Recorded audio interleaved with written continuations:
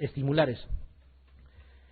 Ahí está el famoso fenómeno de inmunoamplificación. Les había dicho, ¿qué pasaba cuando hablábamos de inmunoamplificación? Cuando tú tienes dengue por un serotipo, te proteges de ese serotipo, pero te predispone a hacer cuadros severos por los demás serotipos. Y aquí hay una relación interesante. La fiebre amarilla está dada también por un flavivirus, igual que el dengue. Entonces, si yo me vacuno contra la fiebre amarilla, ¿me protejo de qué? De la fiebre amarilla. ¿Ya? Pero si adquiero un serotipo de dengue, ese serotipo que ingresa en mi organismo va a asumir que los anticuerpos que tengo no es contra la fiebre amarilla, sino contra un dengue que no es él. ¿Y qué se va a producir? Inmunoamplificación. O sea, en palabras simples, la vacuna contra la fiebre amarilla te protege de la fiebre amarilla, pero te puede predisponer a cuadros severos de dengue. ¿Se entiende? ¿Ya? Porque se parecen. Me vacuno contra la fiebre amarilla, hago anticuerpos contra la fiebre amarilla, ¿ya? Y digamos, tengo la mala suerte de que me dé el dengue 3, digamos, al azar. ¿Ya? Me da el dengue, y ese dengue que ingresó a mi organismo, ese serotipo, asume que los anticuerpos que están ahí no es contra la fiebre amarilla por la vacuna, sino es contra otro serotipo de dengue, y hace un efecto de inmunoamplificación. Y puedo hacer un cuadro severo. Y a lo revés también funciona la cosa. Las personas que viven en zonas endémicas de dengue y ya hicieron dengue, ya esos anticuerpos contra el dengue los protegen también de la fiebre amarilla. Eso está descrito. O sea, por un lado es beneficioso esa asociación y por otro lado es riesgosa.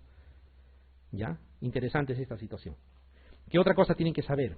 ¿Cuánto tiempo dura los anticuerpos que la madre transplacentariamente le puede dar al recién nacido? Depende, ¿no es cierto? Puede ser tan corto como 2 meses, o se habla a veces de 6 o hasta 1 año, ¿no? Pasado ese tiempo ya no tiene anticuerpos de la mamá, los anticuerpos es del niño. Entonces, una mujer que ha tenido dengue, póngase a pensar, una mujer a los 12 años tuvo dengue, formó anticuerpos. Cuando tiene 20 años es mamá, pero sus anticuerpos IgG contra el dengue los tiene. Transplacentariamente le da al recién nacido anticuerpos contra el dengue 3, por decir. Cuando nace ese niño, es como que hubiera tenido dengue 3 porque tiene los anticuerpos. Y si tiene la mala suerte de adquirir dengue ese recién nacido, va a ser un cuadro severo por inmunoamplificación. Entonces, los recién nacidos de madres que tuvieron dengue también hay que tenerlos en cuenta. ¿Ya? Hay que tenerlos en cuenta. Bien, el Aedes aegypti, que es el problema en cuanto al vector, antes se intentó erradicarlo, como están viendo. Esto es una situación referencial. Se logró casi el objetivo, pero se dejó en zonas que se consideraban no eran problema, y gracias a eso se ha superpoblado nuevamente. Hoy en día prácticamente es imposible deshacernos del vector. ¿Ya? O sea, ahí está. ¿Ya? Y esto es lo que ha sucedido. Hay 4 escenarios, ¿ya? O 3, perdón, y el tercer escenario tiene 2 tipos todavía, y es fácil de acordarse. Escenario 1 es donde no hay ni Aedes aegypti ni tampoco hay dengue. Escenario 2, donde ya está el Aedes aegypti, pero todavía no hay dengue. Un ejemplo de escenario 2 sería Lima. Lima tiene Aedes aegypti, pero en este momento no tenemos dengue. Cuando está el Aedes aegypti y también hay casos autóctonos de dengue, ese es escenario 3. Y será 3A o 3B dependiendo si es endémico, o sea, está en cifras esperadas, o cuando se va por encima de lo esperado, epidémico. ¿Ya? Pero hay que acordarse, escenario 1, escenario 2, escenario 3. Sin dengue ni vector, con vector pero sin dengue, y con dengue y con vector. Escenario 1, 2 y 3. A ver, una persona que recibe vacunación antiamarílica, o sea, contra la fiebre amarilla, ¿qué va a suceder? Dice, obtiene protección cruzada contra el dengue por ser ambos arbovirus. ¿Será cierto? No, no es cierto. A lo revés podría ser, una persona que tiene dengue sí se protege contra la fiebre amarilla por ser ambos arbovirus. Ya, pero la vacuna contra la fiebre amarilla no te protege el dengue. El otro dice es indiferente, o sea, ni le va ni le viene. Tampoco es así. Sí hay una relación. El otro dice incrementa su riesgo de desarrollar formas severas de dengue. Eso sí es cierto. Ya, una persona vacunada contra la fiebre amarilla genera anticuerpos contra la fiebre amarilla, pero el dengue lo puede asumir como anticuerpos contra un serotipo diferente y puede ocasionarle cuadros severos. La alternativa es la C. Sin embargo, veamos la D, dice, se protege solo parcialmente del dengue. No, pues no existe protección parcial.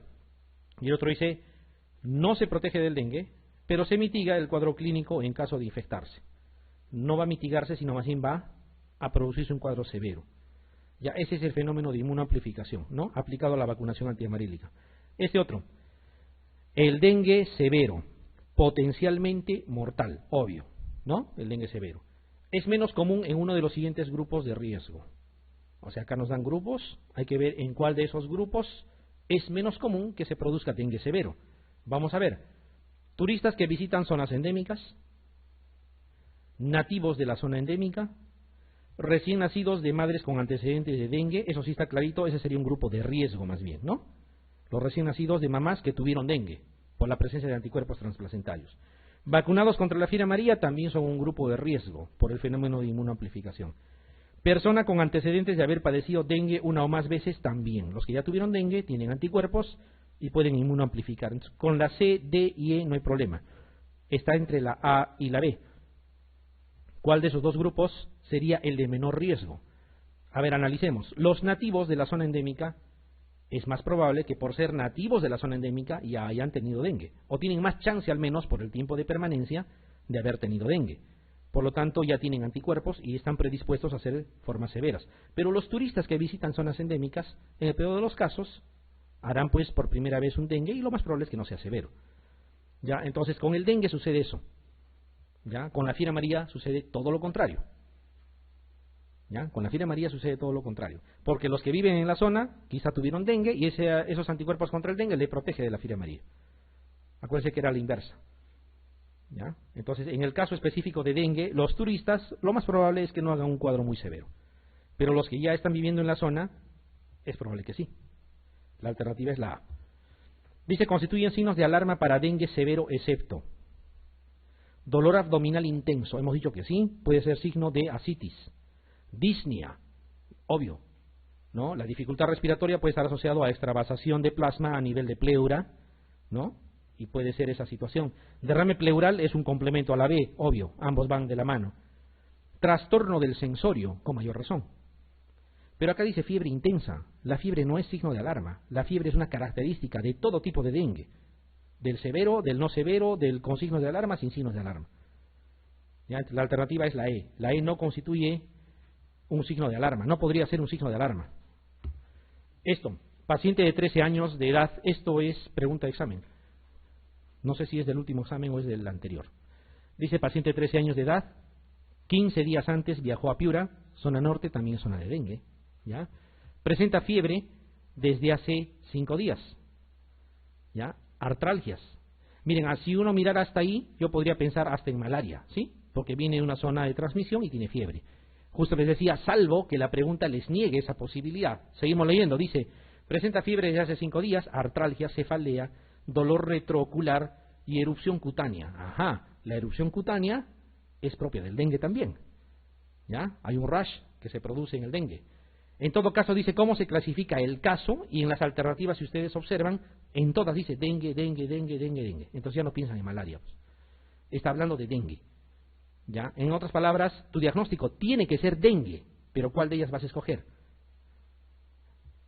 Es un paciente que viene de una zona de dengue, tiene clínica de dengue, ya, pero no le han hecho exámenes todavía, nadie le ha hecho un examen que confirme que es dengue. Por lo tanto, será un caso probable de dengue.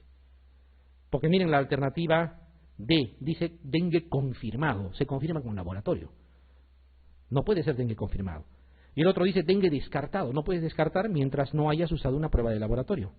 Está entre la A, la B y la C. Dice dengue probable, perfecto. Pero de ahí viene más cosas, dice con signos de alarma, grave, sin signos de alarma. ¿Qué opinarían? ¿Tiene algún signo de alarma? Ninguno. ¿Ya? Entonces, con signos de alarma no es dengue grave, peor no es un dengue probable sin signos de alarma. Porque todo lo demás es parte del cuadro clínico, artralgia, cefalea, dolor retroocular, erupción cutánea. No dice dolor abdominal, no dice vómitos persistentes, no dice trastorno del sensorio, ¿no es cierto? No dice signos de sangrado, esos serían signos de alarma. Fíjense, las preguntas ya empiezan a colocarlas con la clasificación actual. Ya es un dengue entonces, o un probable, es probable porque todavía no se ha confirmado con laboratorio, probable dengue sin signos de alarma. Uy, aquí hay un lapsus de escritura. ¿Cuál es la correcta? La C. ¿Ya? Esto hay que corregir. Esto es un lapsus de tipeo. Esta. Ante un caso de dengue sin signos de alarma, ¿ya? En un paciente varón de 35 años que cursa febril con mialgias intensas, usted indicará. ¿Qué van a hacer con este paciente? También tiene que ver con la clasificación. Lo diagnosticaron, probable dengue, perfecto, ¿ya? Pero no tiene signos de alarma. ¿Qué se hacía con los que no tenían signos de alarma? Los que tienen signos de alarma se observan porque pueden hacer casos severos. Los que no tienen signos de alarma, chao a su casa, pero con indicaciones. Dice hospitalización, observación, nada que ver. El otro dice paracetamol y control ambulatorio, eso sí estaría bien. Hospitalización e hidratación, nada que ver. Antibioterapia, peor, o sea, ¿cómo vas a dar antibióticos si esto es viral? Y el otro dice inmediata vacunación. Para empezar, no existe vacunación contra el dengue, ¿ya? Está en estudio varias vacunas. Algunas de ellas protegen contra 2, algunos hasta contra 3 serotipos. Pero ¿por qué no se coloca la vacuna? ¿Quién puede decirme por qué? Porque si yo tengo una vacuna contra 3 serotipos y le coloco a una persona, no le estoy protegiendo nada, lo estoy exponiendo más bien a que pobrecito que venga el serotipo que falta y segurito que hace un dengue severo. Entonces, una vacuna tetravalente sí te podría proteger. Es paracetamol y control ambulatorio, ¿ya? ¿Y por qué no puede ser diclofenaco? ¿Por qué no puede ser aspirina? ¿Por qué no puede ser ketorolaco? Todo lo que les gusta usar. Lo que sucede es que los AINES van a aumentar el riesgo de sangrado, ¿ya? Entonces tiene que ser paracetamol y control ambulatorio. Y eso se le tiene que decir, porque lo primero que te va a decir el paciente es, para que me des paracetamol nomás he venido, es lo que te va a decir. Y le tienes que explicar, ¿ya? Le tienes que explicar. Entonces paracetamol y control ambulatorio. Sí se entiende en base a la clasificación, ¿no es cierto? Eso es lo que tienen que hacer. ¿Cuál de las siguientes medidas para el control del dengue es inapropiada? Pregunta interesante. Ya, es inapropiada, dice. Uso de herbicidas, uso de repelentes, fumigación, cuarentena, eliminación de criaderos. Vamos a analizar de 2 formas. La primera, la más práctica. Si quiero descartar primero, uso de herbicidas, ¿de quién me estoy protegiendo? Del vector. Uso de repelentes, ¿de quién me estoy protegiendo? Del vector otra vez, ¿sí? Cuando fumigo, ¿a quién estoy eliminando? Al vector. Y cuando digo eliminación de criaderos, también me estoy protegiendo del vector. Por descarte queda cuarentena, ¿ya? Además, acuérdense que el verdadero problema en el dengue era el vector. El vector podía nacer con el virus. Había que reordenar el medio, recojo de inservibles y fumigar apenas haya índice édico de 5 o más. El problema es el vector, no es como en la malaria que es el reservorio humano. ¿Qué más? Cuarentena no puede ser por otro motivo más. Hay 3 enfermedades que son cuarentenables, ya que el Reglamento Sanitario Internacional lo define así, incluso dice enfermedades sujetas a vigilancia sanitaria internacional. Uno de ellos es fiebre amarilla, el otro es peste y el otro es cólera. ¿Ya? Cuarentena no significa llevarlos lo más lejos posible y aislarlos, no. Cuarentena significa aislarlos, que puede ser aislamiento de contacto o otro tipo de cosa. ¿Ya? Porque miren, un paciente con cólera que no lo aísles te va a diseminar rapidito la enfermedad en el resto de pacientes. Por eso es que son enfermedades cuarentenables. Fiebre amarilla, peste y cólera, ¿ya? Fiebre amarilla, peste y cólera.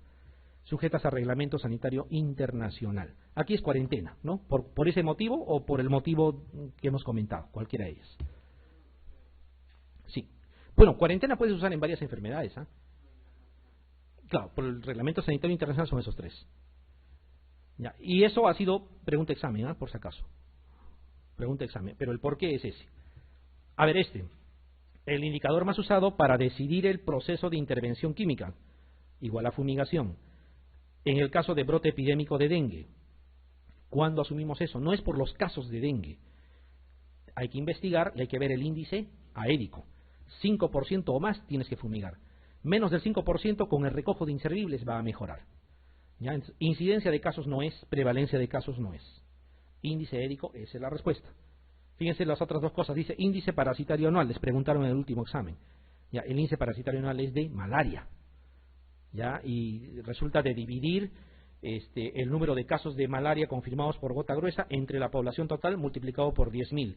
Y ahí hay una escala, ¿no? Para ver si es una zona de sin riesgo, bajo riesgo, mediano, alto o muy alto riesgo. Ya eso lo van a ver en su momento. Y cuando dicen tasa de incidencia acumulada o TIA es lo mismo, pero no es anual, o sea, ese mismo indicador pero mensual. Ya eso ya se verá cuando hagan la parte epidemiológica.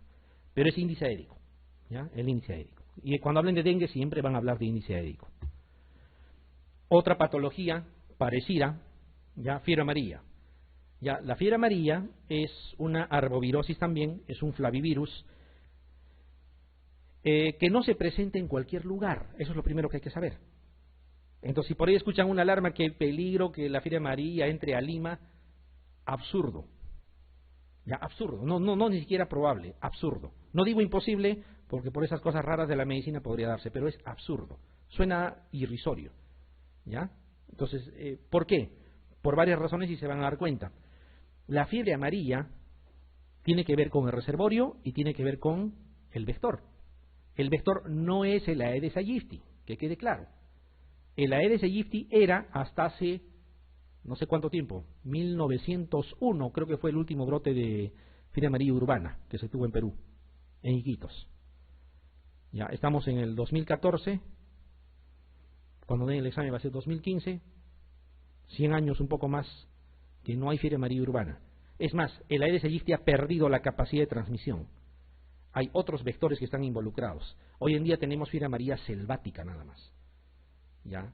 Y cuando hablamos de fiebre amarilla selvática, el reservorio son primates no humanos, una especie de monos, dentro de ellos los monos retius, que son antisociales, podríamos decir, para que se entienda, con respecto a los humanos. O sea, no están en zonas aledañas a donde están los humanos.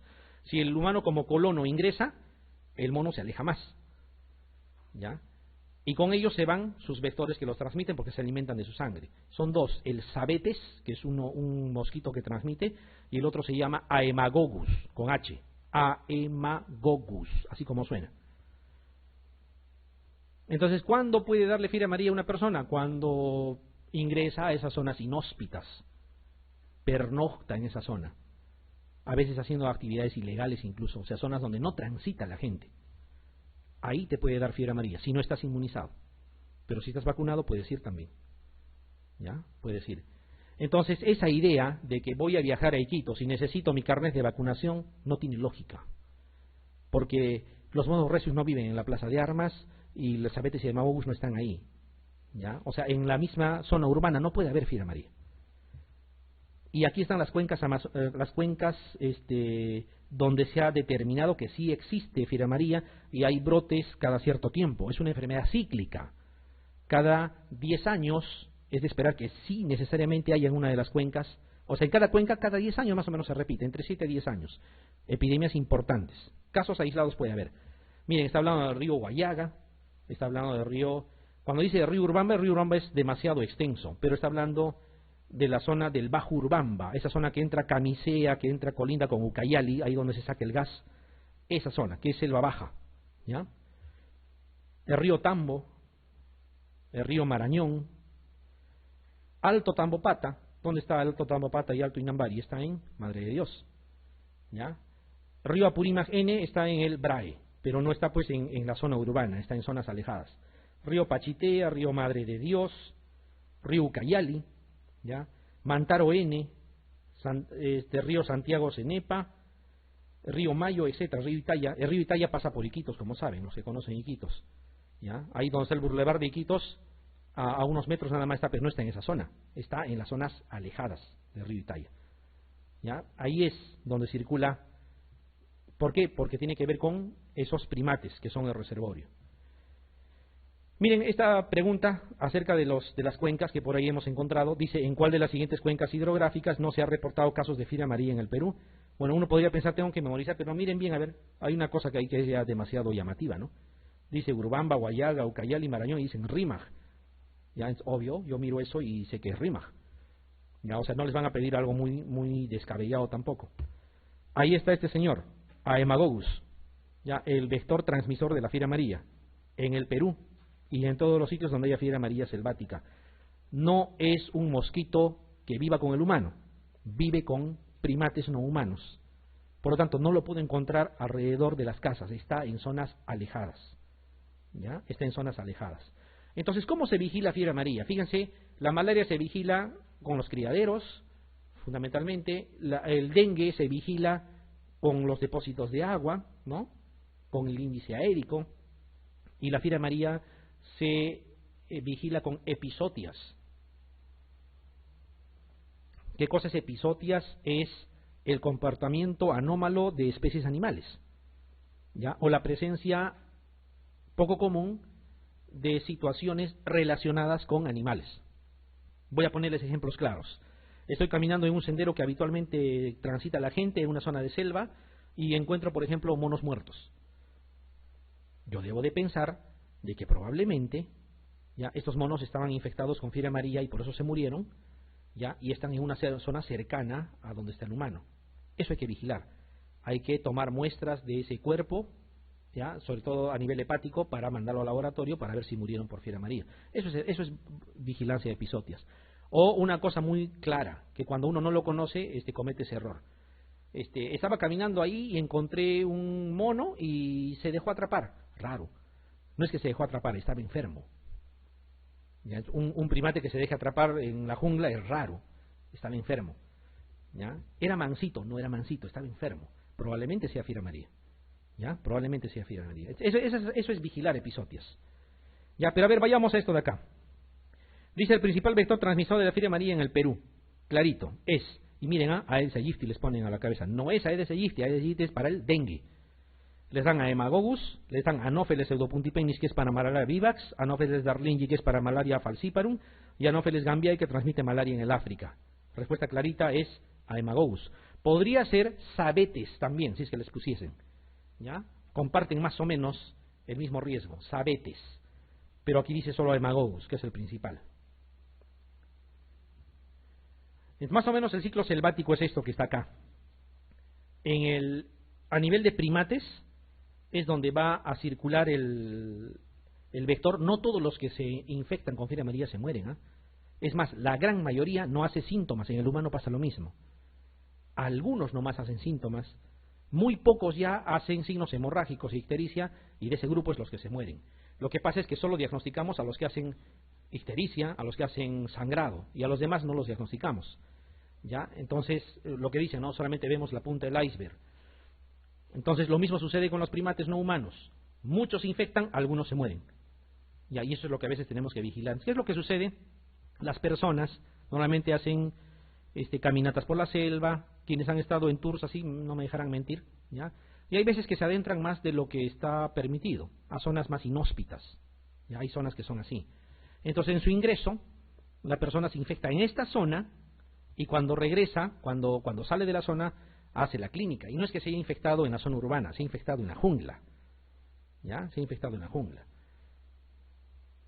Y es más, muchas personas que han entrado y han salido han podido hacer fiebre amarilla, porque el nombre de la patología se llama fiebre amarilla, y nunca se han podido enterar de repente, porque la mayoría de las veces es asintomático. Pocas veces da malestar. Y uno puede pensar, me estoy agripando, y no te estás agripando, has hecho fiebre amarilla. Y con el dengue pasa lo mismo. Lo que pasa es que estamos acostumbrados a diagnosticar los cuadros floridos, que son lo mínimo, ¿ya? O los que ya se están muriendo, ¿no? Que es demasiado florido. El nombre de fiebre amarilla le han puesto porque en la etapa tardía hacen ictericia. Pero es la minoría. Y se ha quedado con ese nombre, de fiebre amarilla. Es más, van a sospechar fiebre amarilla solo en esos casos, porque en los demás a nadie se le va a ocurrir. ¿Ya? Entonces, así, este es el ciclo selvático y ahí puede pasar con los humanos. Miren, esto es lo que les comentaba, miren. Uno está caminando por los senderos y encuentra cadáveres de monos. Ya, esto no es muy normal. Si uno encuentra eso, tiene que tomar una muestra, tiene que informar, tiene que reportar, no sé. Ya ven aquí lo mismo, es un cráneo, parte del esqueleto, o monos enfermos. No es un mono mansito que se deja agarrar, no. Es un mono que está enfermo. Y debe de tener de repente fiebre amarilla y está muy cerca al humano. Debería estar en una zona alejada. Ya, si encuentran eso hay que tomar muestras. A veces se encuentran cuerpos, cadáveres, y miren una fotografía para que vean que no me estoy inventando. Se le tiene que tomar una muestra hepática a ese cadáver de simio, ¿ya? Para enviar. Y en la muestra hepática que se envía a anatomía patológica se debe de... Bueno, hay dos muestras, una en suero fisiológico y otra en formol. En el de suero fisiológico se puede aislar el virus, y en el que está en formol es para hacer anatomía patológica, para determinar los famosos cuerpos de Kunzelman, así se llaman. Son zonas necróticas ya alrededor de las células hepáticas. Cuerpos de Kunzelman, así como suena. Patognomónico de arbovirus.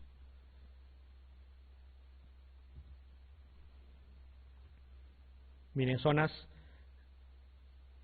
poco transitadas, generalmente turistas que les gusta ingresar a zonas muy poco transitadas, no, etcétera, ahí podría uno tener contacto, ¿ya? Se ha determinado con la tala de árboles también. Lo que pasa es que estos monos viven en las copas, ¿ya? Y el vector también está en esas zonas. Talan el árbol y se viene con todo hacia zonas más bajas, y también puede haber ese tipo de riesgo. O miren esto, se deja tocar el mono, ¿no? Mono enfermo. Fiebre amarilla puede estar por ahí. Cosas que hay que saber.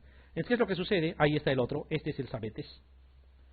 Pica, en algunos días, 2, 3 días, pasa al sistema retículo endotelial, ahí empezamos a tener malestar, a veces no tanto, pasa desapercibido y ya tuvimos fiebre amarilla, ¿ya? Afecta células hepáticas, estas personas tienen ya cuerpos de Kuhlmann ahí en la zona, en zonas del hígado, ¿ya? Lo que sucede es que de ese sistema retículo endotelial a veces pasa sangre y ahí empieza a complicarse. Ya cuando esto sucede, hay viremia y ahí sí el cuadro clínico empieza a hacerse florido. Pero ya es la etapa tardía de la enfermedad. Ahí aparece ictericia, aparece melena, aparece hematemesis, trastorno del sensorio, acidosis metabólica, el paciente generalmente se muere. ¿Ya? Y solamente a esos casos diagnosticamos, pero todos los demás, obvio, no hay motivo para sospechar porque el paciente no tiene mayor clínica. ¿Ya? Pero en estudios poblacionales serológicos, o sea, van a una población y hacen anticuerpos contra la fiebre amarilla, encuentran raro, ¿no? O sea, personas que nunca han presentado clínica tienen anticuerpos y nunca se han vacunado tampoco. Significa que han tenido fiebre amarilla. La mayoría de las veces es asintomático. Este es el famoso signo de sufusión conjuntival o inyección conjuntival. ¿Ya? O sea, las conjuntivas se hacen rojas. Cuando ven inyección conjuntival, o es arbovirosis, o sea, puede ser dengue, puede ser fiebre amarilla, filovirus también, puede ser ébola, hoy en día que está de moda el ébola, ¿ya? También se presenta así. ¿Ya? Y en leptospirosis también, ¿ya? O sea, no es patrimonio de la fiebre amarilla, pero en una persona que está en una zona donde se transmite fiebre amarilla y que acude por malestar y sufusión conjuntival, lo primero que tienes que preguntarle es por sus antecedentes de vacunación. Si el antecedente vacunal es incierto, así no sea negativo, es incierto, eso es fiebre amarilla hasta que se demuestre lo contrario. Y hay que tratarlo en esta etapa. Reposo, hidratación, enemas evacuantes, ¿ya? Incluso metronidazol también se administra para barrer la flora, ¿ya? Reposo, y el paciente normalmente sale. Pero si esperamos que haga la tercera fase, la fase de intoxicación se llama, ahí sí vamos a tener problemas. Pacientes, miren, algo de sufusión conjuntival, ya está histérico incluso, ¿ya? Esas personas que están así medio obnubiladas, que entran a observación, ya en la tercera fase, terminan falleciendo. Esta persona ha fallecido, ¿ya? Esto es sangrado, sangrados masivos, no es como en el dengue. En el dengue no había sangrados masivos, había petequias, epistaxis, moderado. Aquí sí hay sangrado, ¿ya? Aquí hay un sangrado severo. Los pacientes terminan falleciendo,